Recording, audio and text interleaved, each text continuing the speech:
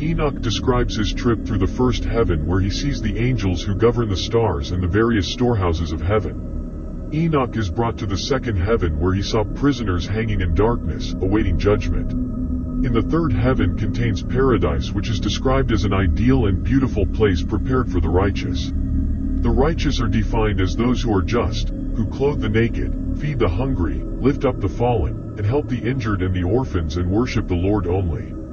Enoch ascends to the fourth heaven where he sees the paths of the sun and moon. The fifth heaven contains an innumerable army led by Grigori, the Greek word for watchers. The whole army is downcast since these are the angels which turn from the Lord. The sixth heaven contains 7 groups of angels who are glorious, but all identical. There are angels which worship God and record the deeds of Enoch. In this scene there are 7 phoenixes, 7 cherubim, and 7 six-winged beings, singing in unison.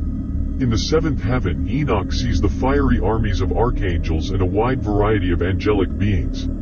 Enoch is so frightened the angelic guides must pick him up and strengthen him. They show him the throne of the Lord at a great distance. It is in the 10th heaven. He moves to the very edge of the 7th heaven. Here he sees the seraphim. The angel guides depart and are replaced by Gabriel, the archangel.